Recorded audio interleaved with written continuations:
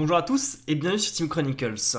La saison des spoilers a commencé et à peine les premières cartes révélées, une carte est bannie en Commander multijoueur et en Brawl au minimum, à voir si ça suivra dans d'autres formats de type Commander comme le Duel Commander par exemple. Donc Lutri, le Spell Chaser, est banni. Voilà, ça a été l'annonce et il y a beaucoup de gens qui ont réagi plus ou moins positivement à l'annonce. Nous, on va s'intéresser du coup à mais qu'est-ce que c'est que cette carte et pourquoi est-ce qu'elle a été bannie.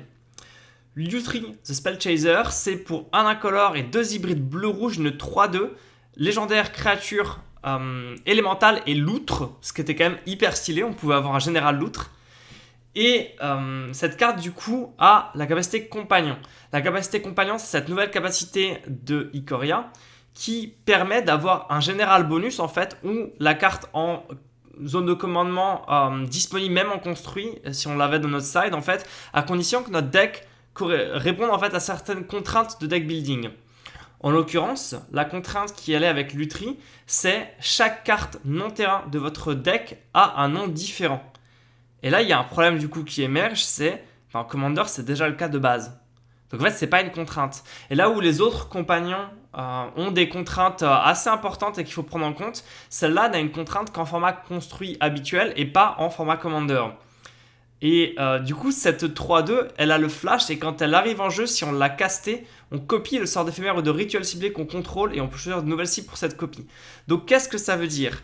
Ça veut dire que cette carte-là, en fait, elle est gratuite pour la totalité des des decks qui jouent du bleu et du rouge. C'est-à-dire les jeux bleu-rouge déjà, mais aussi les jeux tricolores avec du bleu ou du rouge, les jeux 4 couleurs qui contiennent aussi du bleu et du rouge et les jeux 5 couleurs. Ce qui veut dire qu'il y a bien un tiers des combinaisons de couleurs possibles pour les decks de Magic, Taku, peuvent jouer Lutri. Et en fait, je dis peuvent, sauf que quelle serait la raison de s'en priver, sachant que tu peux le faire. Donc en fait, on se retrouverait avec une situation où un tiers des decks du format jouent Lutri, gratuit, en plus de leur commander, potentiellement qui était déjà relativement fort. Des trucs forts en bleu-rouge, il y en a plein. Ne serait-ce que les combinaisons déjà de partenaires. Donc imaginez 3 généraux maintenant. Donc les compagnons sont un peu différents des partners parce que c'est des partenaires à usage unique. Donc on les joue une fois et s'ils meurent, ils ne retournent pas en zone de commandement. Ce qui limite quand même un petit peu l'abus. Mais voilà, en fait ce que ça veut dire ça, c'est que ça devient juste une mauvaise décision d'un point de vue purement compétitif de ne pas jouer Lutri si tu joues au moins bleu et rouge. Et ça c'est une menace en fait pour en fait, tout ce qui est la diversité du format. C'est-à-dire que tous ces jeux qui étaient potentiellement déjà forts maintenant ont une carte de plus en main de départ. Du coup, ça faisait que chaque joueur se retrouvait d'une certaine manière obligé d'avoir un Lutri pour aller dans son deck, quoi. Donc le prix de la carte allait exploser, mais voilà, juste au niveau de diversité du format et le nombre de parties qui se ressemblent avec les mêmes généraux, ça a directement heurté le format. Et un truc qui est très important pour le comité multijoueur, c'est justement la richesse du format et le fait qu'on soit obligé de rien parce que en début de partie, on communique un peu sur c'est quoi le niveau de ton deck, c'est quoi le tien, ok, je prends ce deck là, tu prends celui-là, et du coup on fait une bonne partie ensemble. Et on a tous des decks très différents et du coup il y a beaucoup de variétés, beaucoup de richesse, on se prend pas la tête, on discute pendant qu'on joue, voilà, ça c'est vraiment l'expérience que recherche le comité multijoueur, l'expérience où on est tranquille autour de la table et c'est un petit peu la même expérience qu'on peut retrouver en fait dans des Fortnite, des League of Legends, etc. Ce que pas mal de gens aiment avec ces jeux, c'est que dans League of Legends, les 20 premières minutes c'est la phase de lane et du coup on peut discuter en même temps, souvent ça se passe bien. Dans Fortnite, il y a toute la phase pendant laquelle on va aller chercher des matériaux et des armes, etc.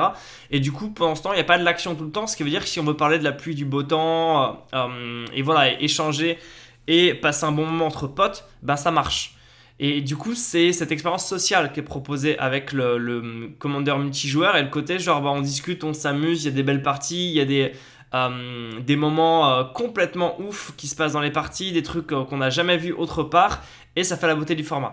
Et du coup, Lutri venait directement heurter cette diversité et cette absence en fait de pression parce que Taku, voilà, tu joues bleu-rouge, pourquoi tu joues pas Lutri, qu'est-ce qui t'a pris Et du coup, forcément, c'était pas l'expérience qu'ils recherchaient. En Brawl, c'est encore pire parce que le Brawl est un format compétitif, jouable sur Arena, et du coup, où il y a justement une pression compétitive. Donc, tous les jeux avec du bleu-rouge auraient été obligés de jouer Lutri parce que ça aurait été le choix, genre juste nécessaire en fait, le plus compétitif. Et ça aurait donné un avantage énorme à tous ces decks là parce que c'est une bonne carte en fait. Surtout là où en Commander multijoueur, il y a 3 joueurs en face et c'est qu'une 3-2 machin. En Commander du coup 1v1, potentiellement une 3-2 pour 3 flash qui copie un sort, c'est un super bon rapport qualité-prix. Et c'est pour ça que du coup je m'inquiète sur le duel Commander où. En tout cas, moi, mon avis personnellement, c'est que tous les jours, je joue ça dans Will Rowan Kenris High Tide par exemple. C'est-à-dire que ma réaction immédiate a été de me dire, ben ouais, je prends Willy Rowan, quitte à jouer mono bleu, hein, que Rowan soit juste là pour que j'ai l'identité de couleur bleu-rouge et que je puisse choper Lutri, qui a des coups en mana hybride. Et du coup, j'ai une jumelance gratuite en zone de commandement, mais en plus, ma jumelance, elle tape. Elle tape, ce qui veut dire que pour un jeu qui est censé justement essayer de jouer sur les tours supplémentaires et enchaîner les tours supplémentaires pour finir par prendre l'avantage, je chope à la fois un truc pour taper mon adversaire et un tour supplémentaire. Donc c'est vraiment tout bénef, c'est exactement ce que je veux faire dans le jeu. Tout ça en pouvant au besoin, par exemple, copier un bounce et avoir une 3-2. Et du coup, temporiser encore plus face à un jeu agressif. Donc hyper polyvalent, hyper qualitatif. Et c'est ça qui me fait peur en fait.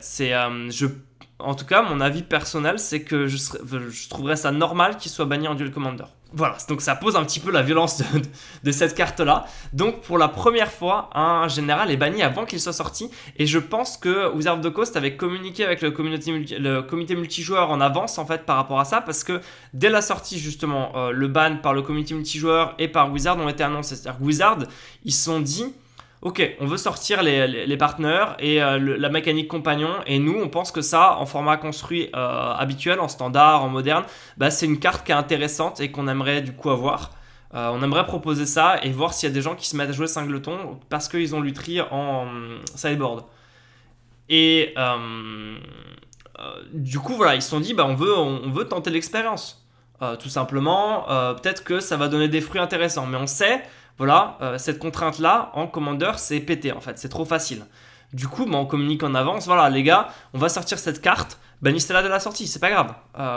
Nous, ça nous intéresse pour le standard et le moderne, c'est ok si parmi toutes les cartes qu'on sort, il y en a une qui n'est pas légale dans votre format. On aimerait bien ne pas se priver de la créativité, de toutes les opportunités d'apport aux différents formats, sans que ça risque de péter un format ou qu'on doive se brider parce que dans un format ça marche pas. Les banlists servent à ça en fait, à dire cette carte elle est très bien mais pas dans ce format là, parce que dans ce format là elle est pétée. Donc voilà, là-dessus je serais curieux d'avoir vos avis sur Lutri. Est-ce que vous aussi vous pensez qu'elle est pétée ou pas du tout? Vous pensez que j'ai totalement surréagi et que elle va pas du tout faire autant de résultats? Je serais curieux d'avoir votre avis là-dessus. Et maintenant, merci à tous et à très bientôt sur Team Chronicles.